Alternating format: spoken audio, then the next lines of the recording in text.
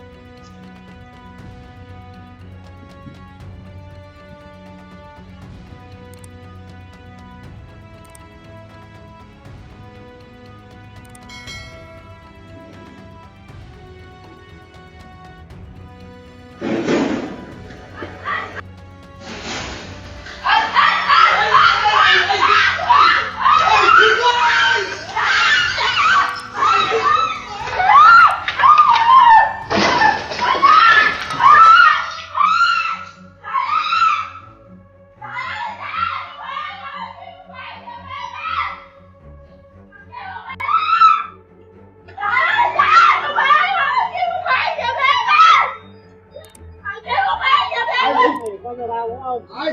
Anh ơi! Cứu giúp em rồi mẹ! Ai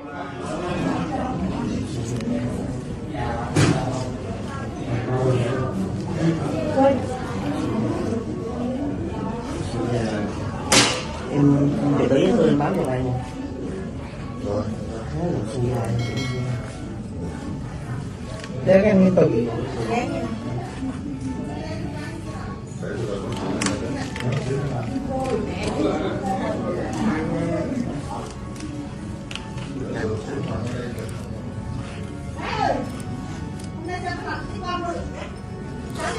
Hậu quả, Hải Lộ bị thương ở vùng đầu, vai và tay phải, trong đó có vết thương nặng phải phẫu thuật nối gân.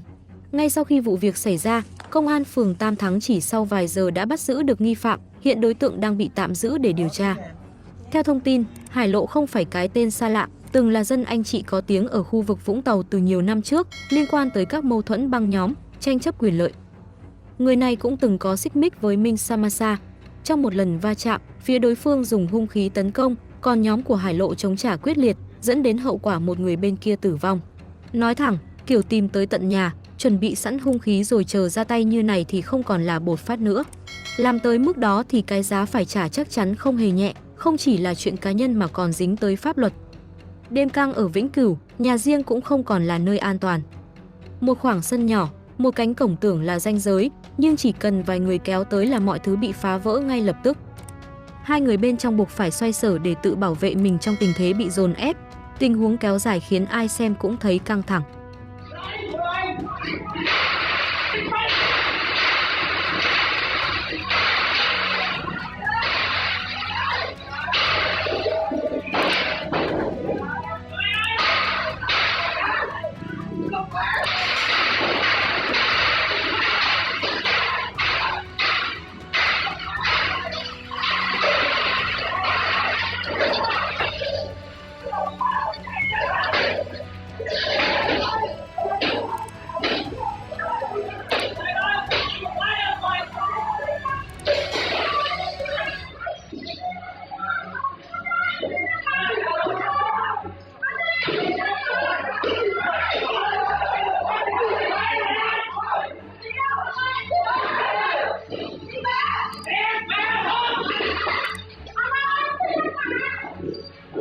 May là sự việc sau đó dần được kiểm soát, không xảy ra hậu quả nghiêm trọng. Nhưng nói thật, chỉ cần quá tay một chút thôi là câu chuyện đã rẽ sang hướng khác rồi. Chuyện này nhìn vậy thôi chứ không đơn giản. Tụ tập, gây áp lực, xô xát trước nhà người khác, nhẹ thì mất thời gian, mất tiền, nặng là dính pháp lý, lúc đó không ai đứng ra gánh dùm. Nói chung, hơn thua kiểu này không giải quyết được gì, chỉ làm mọi thứ tệ hơn. Bình tĩnh được thì còn đường lui, còn đã kéo nhau tới mức này rồi thì cái giá phải trả sớm muộn cũng tới. Tiệc nhậu ở Thái Bình và cái kết không ai muốn nhắc tới. Chỉ từ vài chén rượu, lời qua tiếng lại, không khí từ vui vẻ chuyển sang căng thẳng lúc nào không hay.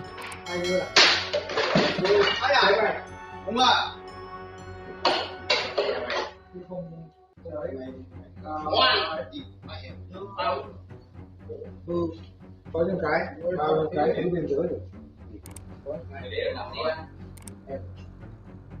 Đến khi mọi thứ vượt kiểm soát, người đàn ông kia dùng điếu cày tác động bạn nhậu. Một bữa nhậu tưởng vô hại, cuối cùng lại để lại cái kết khiến ai nghe cũng phải ngán ngẩm. Nói thẳng, nhậu thì vui đó, nhưng đi với nhầm người, gặp đúng lúc nóng lên thì hậu quả không ai gánh nổi. Va chạm trong hẻm nhỏ ở Dĩ An, chưa kịp giải quyết đã lao vào xử nhau. Hẻm nhỏ, xe chạy nhanh, thiếu quan sát, va quẹt là chuyện dễ hiểu. Nhưng thay vì dừng lại nói chuyện cho rõ ràng, thì người gây ra va chạm lại chọn cách lao vào tấn công luôn. Nói thẳng luôn, hẻm nhỏ xíu mà thanh niên đội mũ đỏ vẫn phóng như đang chạy ngoài quốc lộ. Không quan sát, không giảm tốc, cứ thế lao đi cho đã rồi tới lúc va chạm thì bắt đầu lòi ra bản chất. Đáng lẽ va chạm xong thì dừng lại, xem ai đúng ai sai, nói chuyện cho ra lẽ. Nhưng không, vừa xảy ra chuyện là quay qua hổ báo liền, lao vào tác động người ta ngay tại chỗ. Cái kiểu này không phải nóng giận nhất thời nữa rồi, mà là quen thói coi thường người khác. Người xung quanh thấy vậy chạy ra can ngăn, tưởng đâu sẽ hạ nhiệt, ai ngờ thanh niên này còn quay sang chửi bới, làm loạn cả khu hẻm. Một mình gây chuyện chưa đủ, còn kéo cả đám đông vào, gây ùn tắc, náo loạn hết cả khu dân cư. Nói thật, nhìn cái cách chạy xe là thấy có vấn đề rồi. Hẻm nhỏ mà chạy kiểu đó là coi thường an toàn của người khác. Còn cái cách xử lý sau va chạm thì thôi, khỏi bênh. Sai từ đầu tới cuối, không có chỗ nào gỡ nổi. May là vụ này chưa đi xa, chưa ai bị gì nghiêm trọng. Chứ nếu lỡ tay một cái, gây thương tích thật thì lúc đó không chỉ là xin lỗi hay đền tiền nữa đâu. Dính tới pháp luật là chuyện chắc chắn, lúc đó có muốn quay lại như ban đầu cũng không được. Nhiều người cứ nghĩ mấy chuyện va quẹt nhỏ thì không đáng kể, nhưng chính cái kiểu hành xử mất kiểm soát như này mới là thứ đẩy mọi thứ đi xa. Từ một cái hẻm nhỏ, một cú va nhẹ, hoàn toàn có thể biến thành một vụ việc lớn chỉ trong vài phút.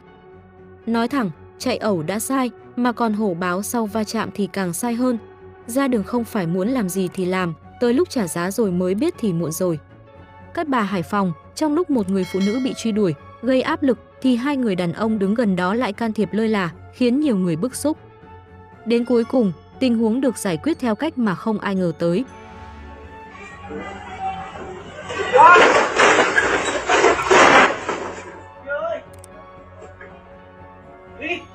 Đây! Nhà anh mà! Nhà anh! Ra đây! Nhà anh! Cái lồn mẹ à mày! Gây gì nhà anh bảo á! Nhà anh! Anh xin mày đi! À! Anh xin mày! Quá! Nhà anh mà!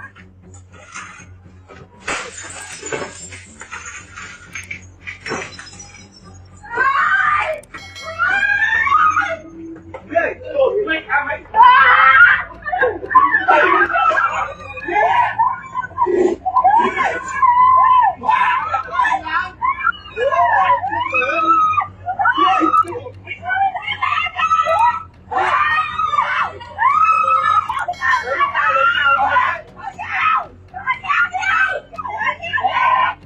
Xem clip mà ngán thật sự.